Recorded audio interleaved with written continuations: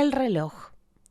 El tren en que venía Irene paró de tal manera que la puerta del vagón quedó justo donde su madre la guardaba.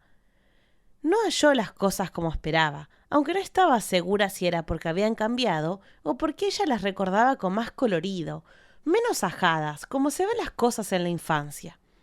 Su madre también estaba distinta, pero eso sí, no por efecto de la memoria, sino del tiempo.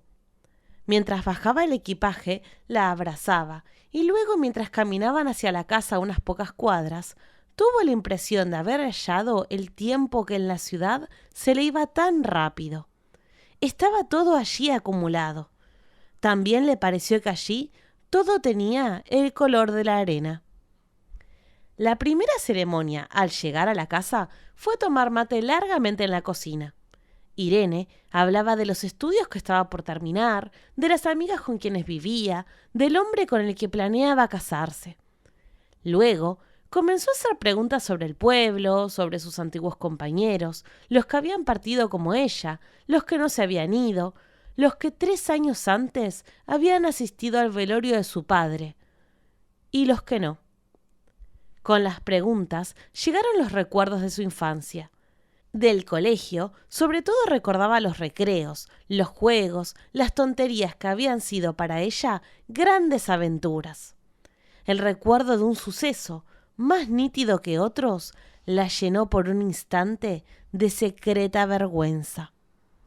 En el último año de la primaria, en un descuido de una compañera llamada Anita, Irene le había robado un reloj. Era un reloj de forma oval, con un espejito adentro y una pulsera de cadenita. Era probablemente bañado en oro, pero Irene no se lo había quitado por eso. Lo había hecho simplemente porque el reloj le gustaba mucho. Luego, Anita había sospechado de ella y se lo había reclamado insistentemente, pero sin ningún escándalo, y había tratado de persuadirla del valor que para ella tenía el reloj que su madre le había dado.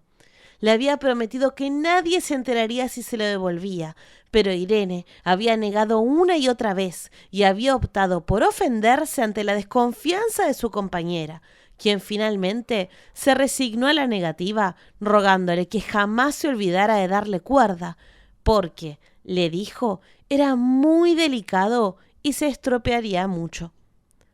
Pronto, Irene se dio cuenta de que había sido una tontería quedarse con el reloj, ya que no podría usarlo sin que fuera reconocido. Así que tuvo que esconderlo en un hueco que había hecho ella misma bajo una baldosa floja en su cuarto, en donde guardaba sus secretos de la mirada materna. A veces, cuando estaba sola, lo sacaba, se lo ponía en la muñeca, le daba cuerda, pero finalmente, cuando dejó el pueblo, el botín quedó allí olvidado.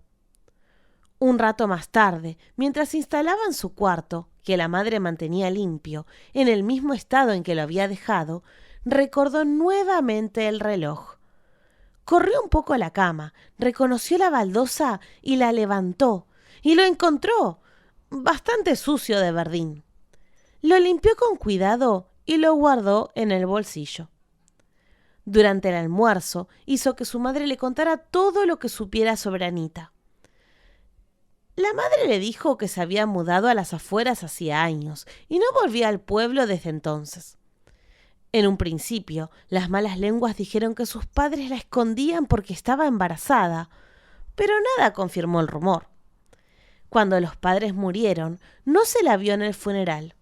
Los proveedores que llegaban hasta su casa tampoco la veían. Encontraban su dinero en la puerta y allí dejaban sus pedidos.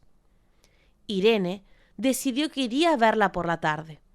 Se sentía avergonzada y llena de remordimiento, pero solo ahora, ya mayor, comprendía que su falta era reparable. Iría a buscar a Anita y le devolvería su reloj. Sin duda, Anita se daría cuenta de lo apenada que estaba y la disculparía. Seguramente lo vería como una cosa de niñas y luego las dos podrían reír juntas del incidente. Su madre le dio instrucciones para llegar hasta la casa, a unos 8 kilómetros campo afuera. Sintió chirriar su vieja bicicleta, que hubiera necesitado aceite, por el camino de tierra. Por momentos se arrepentía de la idea. Tal vez Anita ni siquiera recordara el asunto.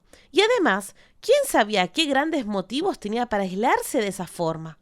Sin duda, ella no era nadie para inmiscuirse, y lo mejor sería volver. Pero la casa ya estaba ante sus ojos. Respiró hondo y bajó de la bicicleta. En la puerta le asustó el salto de un enorme gato manchado. Se tomó un segundo para reponerse y golpeó. No hubo respuesta. Volvió a golpear. Sintió que alguien levantaba la tapa de la mirilla.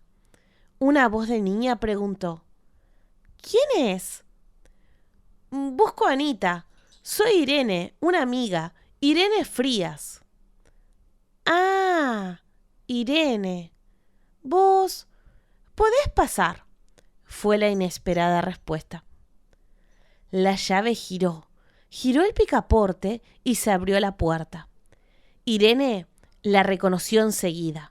En el instante siguiente, el más aterrador de toda su vida, se dio cuenta de que hubiera sido imposible no reconocerla, porque Anita estaba literalmente igual que la última vez que la había visto.